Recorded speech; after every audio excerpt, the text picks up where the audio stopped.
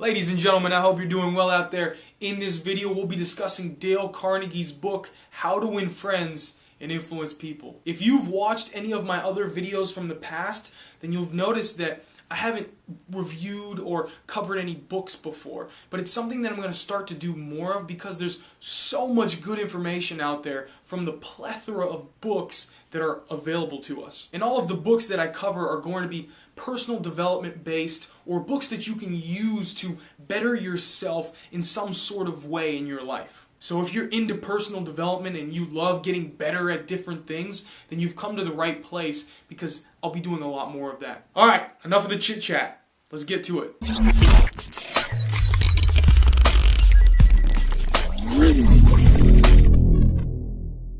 How to Win Friends and Influence People was written by Dale Carnegie way back in 1936. And even though it's nearly 100 years old, don't assume that it's outdated or that you can't get anything from it, because this book is a gold mine. Everything that Dale covered back in the 30s still applies today, because even though life may have drastically changed, people are still exactly the same. So let's start. Now there's a ton of things that I'm going to cover, so I'm going to have to be brief about each one, but I'll be descriptive at the same time. Number one, don't criticize people. It puts the other person on the defensive and you become the enemy. 99% of people won't admit it's their fault when they do something. It's always someone or something else that need to be blamed. So instead, praise people when they do things right. Show appreciation and encourage them. And I know you might be thinking, well, if someone actually did do something wrong, I can't just ignore it. But hold that thought. We'll get to that shortly. Number two, try to understand the other person. It's always best to keep an open mind and try to see it from the other person's perspective. They'll be much more prone to listen to you if they see that you understand them. Number three, there's only one way to make someone do something. They have to want to do it. So if there's something that you want someone to do, then you have to focus on what they want. And I'm not talking about giving them some sort of physical object or even money, which actually works. I mean, that's how employers get you to do what they want you to do. I'm talking more so about giving them a certain emotion or a certain feeling that they want. And something that we all enjoy is the feeling of importance. We all have a need to feel important. So you want to try to trigger that feeling of importance in the other person. Number four, make someone feel important and do it sincerely. So this one goes hand in hand with the last one. And I can't reiterate enough how crucial it is to make someone feel important. But you have to do it sincerely. You have to mean it. You have to really show people that you really do appreciate them. Number five, influence people by talking about things that they're interested in. We like people who are like us, and we like people who like the same things that we like. So bait the hook based on the fish. For example, if someone is a runner, get them to start talking about running. Listen intently, really pay attention to them, and you'll notice how quickly they'll start to like you more and more. Number six, if you want someone to stop doing something, tell them what they could lose. Most people will tell the other person that they're wrong or that what they're doing is stupid and that they need to change. But how often does that work? Never. Instead, remind them of something that they could lose if they keep doing what they are doing. But you have to make sure that it's something that's important to them. Number seven, use enthusiasm to influence people. We all love to listen to people who are enthusiastic and passionate about what they're talking about. Even if we don't necessarily agree with what the person is saying, there's something about passion that just draws us in so much. So use it. Number eight, be genuinely interested in other people. I mean, this one's pretty obvious. We like people who like us. We've all been around people who are happy to be talking to us and happy to be spending time with us. We love those people. At the same time, we've all been around people who don't seem very happy to be around us. And we all know what that feels like. Number nine, smile more. This is so simple, yet so powerful. Smiling is like yawning. It's contagious. But not only that, It releases endorphins and serotonin in the brain. These are the things that make us feel good. And not only that, but it sends a signal to the other person, making them feel good in return. Number 10, remember people's names. I'll be honest, this one has been very hard for me to learn. Whenever people used to tell me their names before, like if I was meeting them for the first time, it was almost like it was just going into one ear and out the other. But remembering people's names is huge. It instantly makes them feel important, and they automatically like you so much more. Number 11, be a good listener. So many of us are great at talking, but we're terrible when it comes to actually listening to the other person and actually paying attention to what it is that they're saying. When you and I are being listened to, then we feel great. So you have to listen to people. Epictetus, one of the most famous Stoic philosophers of all time, once said, "We have 2 ears and 1 mouth so that we can listen twice as much as we speak." Number 12, if you want someone to be interested in you, learn about something that they're interested in. This one is similar to number 5, but it takes it a step further. Not only is it great to talk about things that the other person is interested in, but it's even better to actually know about those things so that you can have in-depth and long conversations. And this is great if you're talking to a potential business client or you're going on a job interview, because it automatically makes you more likable to the other person. Number 13, you can't win an argument. I know a lot of people out there are going to say, well, of course you can. If you prove your point and the other person has no answer, then you win. Yeah, sure, you win, but you actually lose.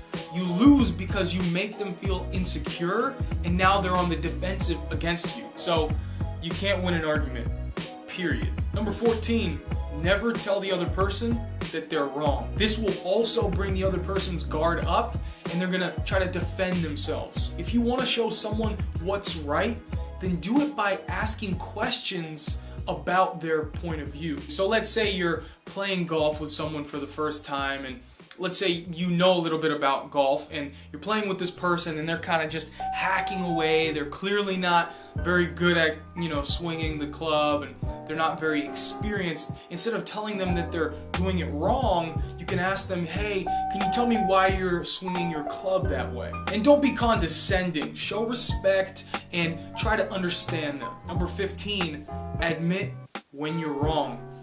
Yeah. This is highly important. Don't be that person that makes excuses for yourself and tries to blame it on someone or something else. Own up to your mistakes. You may think that it'll make you look weak or stupid or unintelligent if you own up to your mistake, but truthfully, it'll actually make the other person respect you for it. Owning up to your mistakes shows that you have humility, but if you just make excuses for them, then the other person won't respect you as much, and they'll actually start to like you less. And be okay with making mistakes. I mean, we all do. It's a part of being human. We're not perfect. Own up to it, and you'll be surprised as to how supportive people can actually be. Number 16, begin in a friendly way. Friendliness is key. This is important if you're meeting someone for the first time, and it's important if you're meeting up with someone who you've known for years. And always make sure to start off in a friendly way before you actually get down to business. Number 17, when talking to someone, don't focus on where you differ, focus on what you agree on. This is crucial if you're having a debate or a conversation with someone, and it's crucial if you're trying to decide on something with someone else. Make the other person realize that you're working towards the same conclusion, but you may just have different methods. Number 18, the yes method. This one is a little tricky, and it'll definitely require some practice on your part. The idea behind it is that as we start to agree with someone more and more, we'll continue to agree with them more and more. So the way that it works is that you want to get the other person to start saying yes to certain questions or to certain things that you're saying, and preferably in the beginning of the conversation. Now, it can't be like random questions that have nothing to do with what's going on. You have to be a bit cunning about it, and don't make it too obvious. Now, as they start to say yes to your questions or to what you're saying, this will get them to unconsciously start to agree with you as the conversation continues. Now, there are people who say that this doesn't actually work, but you be the judge. Number 19, ideas take hold better when we figure them out on our own. This is huge. Instead of just giving people answers to their problems, ask them questions that'll lead them to that answer. If you just hand it to them, then it's much less likely that they'll actually use it. It'll be kind of like you're just shoving your ideas onto them. So let them figure it out on their own. That's the best way that it's going to actually shift their mindset. Number 20, be sympathetic. People like to know that you understand how they feel. The best way to emphasize this is to say, I don't blame you for feeling or acting this way. Number 21, appeal to nobler motives. This means that if you want someone to do something, instead of just simply telling them to do it, tell them that it'll make them look good in some sort of moral way. For example, John D. Rockefeller got into a situation where the paparazzi were taking a lot of pictures of his kids, which he wasn't okay with. But instead of simply telling the paparazzi, hey, don't take pictures of my kids, he did something else. Instead, he said, you know how it is, boys. You've got children yourselves, some of you, and you know that it's not good for youngsters to get too much publicity. And not surprisingly, it worked. And it worked because Rockefeller appealed to their more moral values. We all like to think of ourselves as morally right and morally good, so this is a great one to use. Number 22, dramatize your ideas. Oftentimes, it's not what you say, but how you say it that makes a difference. So being enthusiastic about what you're saying and using visuals is a great tool to use. Not only that, but when we show people our ideas instead of simply just telling them what they are, they're much more convincing. Number 23, create a challenge or a competition for people. So you can hold little events or little games where people can compete against one another. Businesses will do this sort of thing all the time, and they almost always notice an increase in performance, especially if the prize is something that's actually worthwhile. Number 24, compliment people genuinely and enthusiastically before pointing out a flaw. One of the biggest problems that people have is that they don't know how to constructively criticize someone without getting the other person to get angry and to put their guard up. One of the best ways to do that is to point out something that they're doing right and really mean it. Also, try to use the word and instead of but when you lead into the flaw. For example, let's say you're the manager of some sales office and you want to get one of your employees to start selling better. You could say, John, I appreciate you for being a hardworking employee. You're always on time and you're always getting your work done. And if you continue to work on your selling skills, I believe that you can be the best at it. Number 25, call attention to people's mistakes indirectly. This one is the same as the last one because the whole point here is that you're trying to point out some sort of flaw in the other person and get them to fix it. But it can be easier said than done because it takes some creativity. An example that Carnegie gives in the book is when Charles Schwab, the man who founded the Charles Schwab brokerage firm, came up on some employees who were smoking in an area that they weren't supposed to be smoking at. There was a sign that literally said right above them, no smoking. Well, instead of just going up to them and saying, hey, can't you read? He went up to them, handed each one a cigar, and said, I appreciate it, boys, if you would smoke these outside. The employees then realized that they had done something wrong and appreciated Charles for not saying anything about it. Not only that, but they got a present which made them feel important. Number 26, point out your own flaws before you point out someone else's. This is another really useful tactic here for influencing people to change their ways. This shows humility on your part because it shows that you're not the best at everything and that you also make mistakes, which in turn makes the other person respect you more. Number 27, people don't like to take orders. If you're in an environment where there's a clear hierarchy, like at work, and you're above somebody, quote unquote, then giving orders is okay. But even then, people don't like to just have orders barked at them. However, if you're in a situation where there is no clear hierarchy, which is most of the time, like let's say for example you're hanging out with your friends, then if you want someone to do something, you have to take a different approach. The best thing that you can do is to phrase it as a suggestion or as a question. For example, let's say you are with a couple friends and you want to eat at a particular restaurant. You could say, hey, how do you feel about going to ABC restaurant?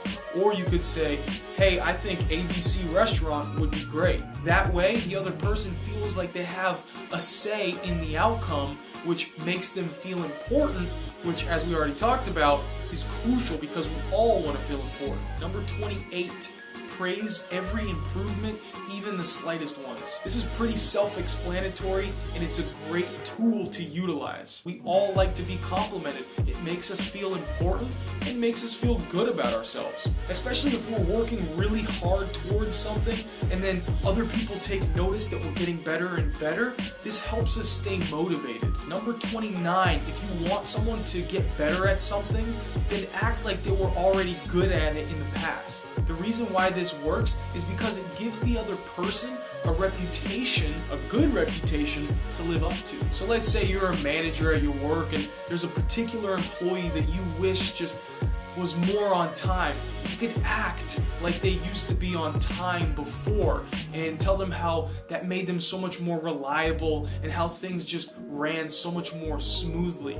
That way, they're going to be more prone to actually doing that. So if you're praising them for how they used to be in the past, they're going to want to be like that again so that they can keep getting praised. Number 30, make the fault seem easy to fix. So again, if you want someone to change the way they do something or to change something about themselves, then just make it seem like it's going to be really easy to do. Act nonchalant about it. Emphasize the good traits and downplay the negative ones while encouraging them by telling them that it's going to be easy to fix. And number 31, make the other person happy about doing what you suggest. One great way to use this in the business world is to give someone a title. And if you're not in a business setting, then make them feel important about it. Make the task seem really crucial and praise them for it. And that's it. There's honestly a ton of amazing tools that we can use from this book. Dale Carnegie was an extremely intelligent man and someone who we can learn a great deal from. Now, I will point this out before we finish the video.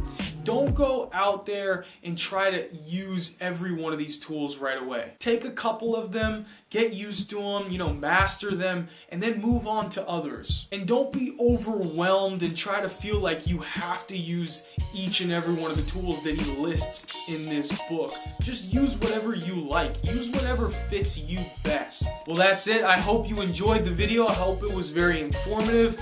And if you would like to continue to support this channel, please do click the like and subscribe button down below. And I will see you guys next time.